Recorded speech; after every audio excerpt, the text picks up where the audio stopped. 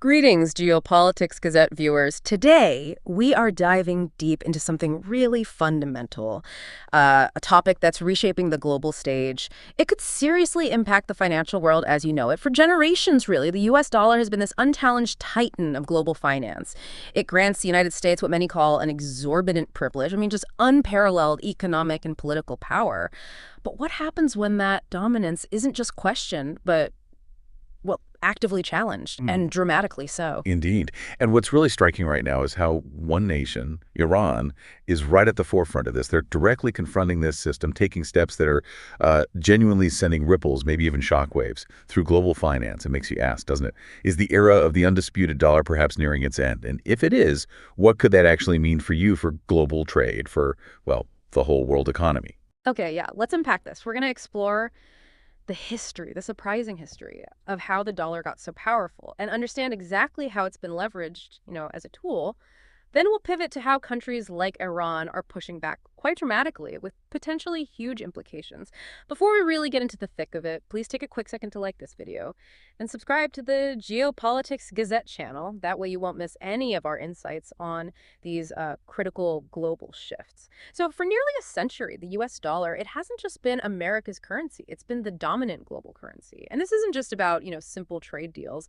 Its unique status gives the US this enormous, almost incomparable political and economic power. That's absolutely right. And the core of this power is what gets called the exorbitant privilege. Basically, what that means is the U.S. can run huge trade deficits. They can import way more than they export.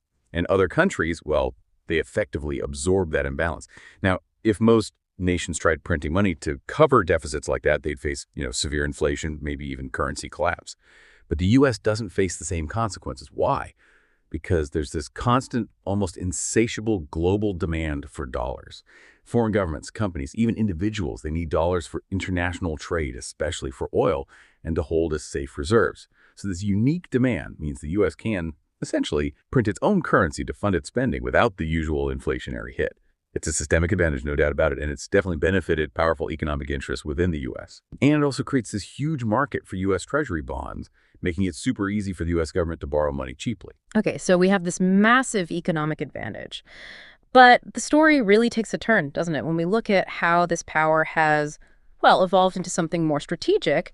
In the 21st century, there's this growing feeling around the world that the U.S. government has been using this exorbitant privilege, not just for economic gain, but more and more as a direct geopolitical weapon. Precisely, yeah. If you connect this to the bigger picture, it's quite stark. The U.S. has unilaterally imposed economic sanctions on, get this, a third of all countries on Earth, including a staggering 60% of low-income nations.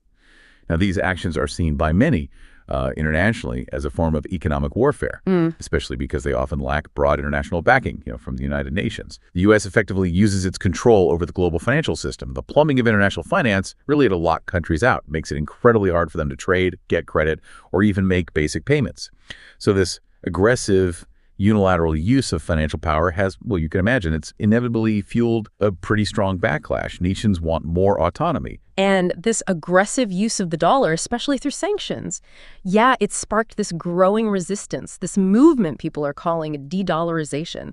Countries aren't just accepting the system anymore. They're actively looking for and building alternatives to the U.S. dollar. It's a really significant shift we're seeing. A lot of nations in the global south, especially those with histories of colonialism, are joining forces. You see it clearly with the expansion of BRICS, originally Brazil, Russia, India, China, South Africa. But now it includes new members like Iran, Egypt, Ethiopia, Saudi Arabia, the UAE. It's growing. And these countries aren't just talking. They're creating real alternatives, trading more and more with each other in their own local currencies, bypassing the dollar system entirely. There are even ongoing talks within BRICS, though. Admittedly, they're still in the early stages, a complex, long process about potentially creating a new global reserve currency as an alternative to the dollar. It's a bold idea, for sure, but it shows a deep desire for systemic change. And right at the heart of this whole global de-dollarization movement, you find Iran. For decades, the U.S. government has put immense pressure on major oil producers, especially the Persian Gulf monarchies like Saudi Arabia and the UAE, to sell their oil only in U.S. dollars. This got locked in back in the 1970s with the petrodollar system. That's a really critical piece to understand here. Yeah, absolutely. To really get why Iran's actions now are such a big deal, we need a quick look back at how the system started. So, August 1971, President Nixon makes a huge move. He ends the convertibility of the dollar to gold. Before that, the dollar's value was tied to gold. After 71, it became a fiat currency, meaning its value isn't backed by gold anymore, but by government decree and, crucially, global trust and demand. This gave the U.S. way more flexibility in its money policy, but it also made the dollar vulnerable to inflation. Right. So mid-70s, high inflation, made worse by that 1973 OPEC oil embargo, which sent oil prices soaring. The U.S. needed to stabilize the dollar's global standing, didn't they? So what did they do? Well, in 1974, the Nixon administration, Henry Kissinger, Treasury Secretary Bill Simon were key players. They struck this groundbreaking, very secret deal with Saudi Arabia. The main goal, as Bloomberg later put it, was to, and I quote, neutralize crude oil as an economic weapon and find a way to persuade a hostile kingdom to finance America's widening deficit. The deal itself was pretty simple but incredibly powerful. The U.S. guarantees Saudi security, provides military aid, and in return, Saudi Arabia agrees to price all its oil in U.S. dollars. And, crucially, plow billions of their petrodollar revenue back into treasuries and finance America's spending. This system, creating constant global demand for dollars to buy oil, became the engine of that exorbitant privilege. It let the U.S. run massive deficits for decades without its currency collapsing or facing hyperinflation. It tied the dollar's fate to oil. Okay, now fast forward to today. And you can really see why Iran's moves are causing such, well, alarm in Washington. Iran has been increasingly selling its oil and natural gas in currencies other than the U.S. dollar, most notably the Chinese yuan. This isn't just a small change. This move has genuinely frightened the United States, which is fighting hard, really hard, to keep the dollar dominant and that petrodollar system intact. And what's even more telling, maybe, is that even longtime U.S. allies in the Gulf are starting to think about selling oil in yuan, too. They see the dollar being politicized, and they worry, perhaps, that they could be the next target of sanctions. To really understand Iran's role here, its persistence, we need to acknowledge their history. The Iranian people have lived under what many international observers call illegal U.S. sanctions for decades, ever since their 1979 revolution. It's quite similar in a way to Cuba, which has faced a U.S. blockade since its revolution in 1959. A blockade that year after year, nearly every single country at the UN General Assembly votes against. It's quite remarkable. It's a really long and complicated history, isn't it? These are countries that have faced what people call hybrid war from the U.S., which includes, economic pressure, political interference, tech warfare, information campaigns. Right. And in Iran's case, it even escalated under President Trump to actual military action. Direct U.S. and Israeli bombings on Iranian territory. But this approach isn't new. It goes way back to 1953, when the CIA helped overthrow Iran's democratically elected prime minister, Mohammad Mossadegh. And why was Mossadegh overthrown? What was the trigger? Well, he made a huge decision. He nationalized Iran's oil reserves, which meant kicking out the big U.S. and British oil companies that had controlled Iran's most valuable resource for years. He basically declared Iran's oil belongs to the Iranian people. Wow. He wanted to use that wealth to develop the country. Now, understandably, that move absolutely infuriated Western oil giants and U.S. politicians, many with deep ties to the industry. It's a stark lesson, really. It shows how oil has always been intensely political, much more than just economics. It's about control, power. So given that history of pressure and understanding the petrodollar's role, Iran, well, it's a big country, over 90 million people, and a major energy producer tied for fifth largest oil producer, third largest natural gas producer globally. It seems they've strategically used that energy position to directly challenge U.S. political dominance and the dollar's dominance. Iran's late former president, Ebrahim Raisi, he spelled this out very clearly. He called on countries in the global south to switch, to trade in their own local currencies. He said, and I'm quoting here, "The hegemony of the Western world contributes to the hegemony of the dollar. In order to create a new economic order, it is necessary to remove this instrument of hegemony." He also stressed the need to use national currencies in settlements between countries. It wasn't just talk, it was policy. And the strategic alignment really became concrete in 2024, didn't it? When Iran officially joined BRICS as a full member, Iran's supreme leader, Ali Khamenei, echoed Racy's point, emphasizing BRICS as a key platform to omit the U.S. dollar from trade exchange as far as possible. Exactly. And while those discussions about a potential new BRICS currency are definitely ongoing and complex, like we said, Iran and other BRICS members are already actively de-dollarizing their bilateral trade. It's happening now. We see real examples. For instance, Iran and Russia have made huge progress. They've nearly de-dollarized all their bilateral trade. They're mostly using rubles and reals now. Similarly, Iran and India, another BRICS member, are settling oil and gas deals directly using the Iranian rial and the Indian rupee. India sends agricultural goods, other products, in return for Iranian energy. It's practical de-dollarization in action. And maybe the biggest strategic partnership for Iran here is with China.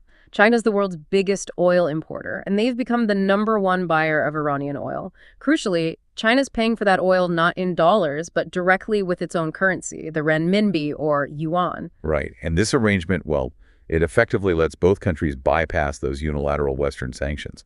It gives Iran a powerful reason to keep pushing hard for de-dollarization. It's a mutually beneficial setup that directly challenges the dollar's role in trade. So that brings us to the current situation. The fact that Iran and, importantly, the UAE are already selling oil and gas to China in yuan. That's a major development. It's a deep concern for the U.S., and Washington seems particularly worried about Saudi Arabia. They're a huge swing producer in the oil market, meaning they can significantly change global supply and prices. The fear is they might follow Iran and the UAE. That would be, well, seismic for the petrodollar system. Yeah, absolutely seismic. So this leads to the question, what's the U.S. doing to stop this? There was a fascinating Wall Street Journal article in 2023. It detailed the Biden administration's demands on Saudi Arabia. This was part of potential deal discussions involving Saudi-Israeli normalization. Among the U.S. demands, Saudi Arabia had to cut its close ties with China, and critically, give assurances it would keep selling its oil exclusively in dollars, not yuan. The journal reported explicitly, negotiators could also seek limitations on Saudi Arabia using technology developed by China's Huawei and assurances that Riyadh will use U.S. dollars, not Chinese currency, to price oil sales. It's right there in black and white. Yeah, wow. So it seems pretty clear then the U.S. is, in a way, waging this multi-front, often indirect campaign against Iran and using Iran as a kind of warning to other countries in the region and, well, globally. The message seems to be, look, if you act too independently, get too close to China and Russia, sell your oil and other currencies, challenge the petrodollar, you will face serious consequences. Don't go down Iran's path, or you might be next. Exactly. That certainly appears to be the underlying message. The constant push for regime change in Iran, which even former President Trump openly admitted wasn't just about other factors. It seems significantly tied to Iran's pioneering role in directly challenging the U.S. dollar and challenging this whole financial system that has, for decades, massively benefited powerful economic elites in the U.S. Those forces, well, they really do not want the system to change. So, wow. We've really unpacked quite a story today. The incredible dominance of the dollar, how it became this powerful geopolitical tool, and these bold strategic moves by countries like Iran challenging its long reign. It's such a complex web, isn't it? History, economics, raw power. And it affects all of us, sometimes in ways we don't immediately see. What's truly fascinating here, I think, is how these seemingly distant financial maneuvers could fundamentally reshape global power for everyone. This whole conversation really invites you, the listener, to think about it. What might a truly multipolar financial world actually look like? A world where no single currency has such overwhelming dominance? And how could that ultimately impact your own financial future and the world you live in? That is a truly thought-provoking question to end on. This deep dive has definitely given us, and hopefully you, a lot to consider. We really hope you found this enlightening and insightful. Please remember again to like this video and subscribe to the Geopolitics Gazette channel. We'll keep bringing you more deep dives into the world's most compelling and critical issues. Thanks so much for joining us.